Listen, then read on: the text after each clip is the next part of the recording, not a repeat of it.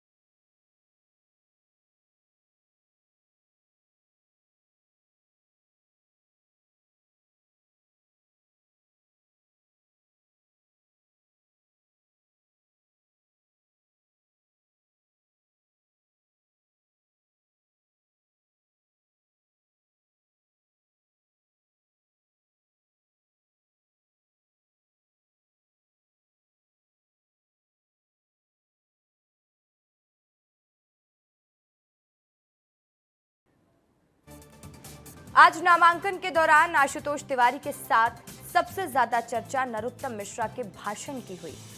सभा में आज सीएम डॉक्टर मोहन यादव ने नरोत्तम मिश्रा से कहा कि वे उनके छोटे भाई आशुतोष तिवारी को सुपुर्द करते हैं। क्या कहा सीएम डॉक्टर मोहन यादव ने, सुन लीजिए। नरोत्तम जी, आपके नेतृत्व में ये आपका छोटा भाई यहाँ चुनाव लड़ने आया है और ये आपके सुपुर्द करते हैं। आपके साथ हमारी पूरी पार्टी, आज जगदीश प्रभारी जी, डिप्टी सीएम, मंत्री, सांसद, विधायक, हम सब मिल जाए और आप भी अपने स्थान पे खड़े हो जाओ। दोनों हाथ की मुट्ठी मारो ताकत के साथ। दुश्मन चालाक है, वो आंखों में धूल झोंकता है, लेकिन हम आंखों में धूल नहीं झोंकने देंगे। दुश्मन के आंख में आंख डालकर उनका हिसाब लेंगे। नरोत्तम मिश्रा आज जब भाषण देने आए तो भाषण खत्म करते करते वे भावुक हो गए थे। उनका गला भाषण समाप्त करते करते रुंध गया था। जब भाषण समाप्त कर वो बैठने गए उस समय भी भावुकता उनके चेहरे पर साफ दिखाई दे रही थी। 16 तारीख से स्वयं यहीं पे डेरा जमाएंगे सारे कार्यकर्ताओं के साथ में। मेरे दतिया के माल को एक एक दरवाजे पर अपना शीश लगाऊंगा, एक एक गांव के अंदर जाऊंगा, उसको दिखाऊंगा। धन्यवाद।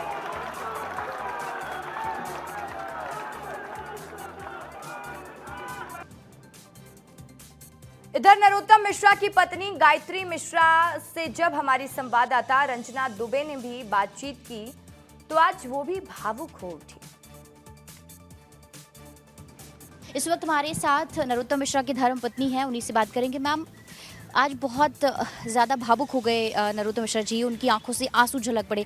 एक पत्नी होने के नाते कितनी ज़्यादा मतलब आपको इस बात को लेकर दुख है कि आपके जो पति हैं, जो पूर्व गृह मंत्री भी रह चुके हैं, कद्दावर नेता है, आज वो खुद जनता के सामने रो पड़े। हाँ वो तो है, अब अपने बच्चों को तो देखना ही पड़ता है, वो तो संभालते तो हैं, पर अब ये दर्द तो अब जाते जाते ही जाएगा, एक दिन में तो नहीं जाता। तो जनता के बीच भी जा रहे थे सर, और अब उन्होंने बहुत संभाला, लेकिन वो जनता के बीच के टाइम वाली बात ही आती है, कोई चीज का जब जैसे कोई दर्द होता है, कहीं भी लगता है, कोई भी चीज होती है, तो जाते जाते जब हम 35-36 साल रहे हैं, तो ऐसे कैसे दर्द चला जाएगा। सर अभी आप सर से बात करेंगे फ़ोन पे कि आप मत रोइए, अब थोड़ा हिम्मत तो बधाएंगी ना आप? नहीं, वो जो हिम्मत बनाने से हिम्मत बनने वाली बात नहीं चीज़ है, वो तो inner part of the body वाली चीज़ है, कोई बाहर वाली तो बात नहीं है, वो तो सोल की वाली बात होती है ना। आज कांग्रेस के नामांकन में भी दिग्गज नेताओं का जमावड़ा देखने को मिला। आज सुबह कांग्रेस प्रत्याशी घनश्याम सिंह ने नामांकन किया। इस दौरान पीसीसी चीफ जीतू पटवारी, नेता प्रतिपक्ष उमंग सिंगार, पूर्व मुख्यमंत्री दिग्विजय सिंह के साथ कई बड़े नेताओं की मौजूदगी दिखाई दी।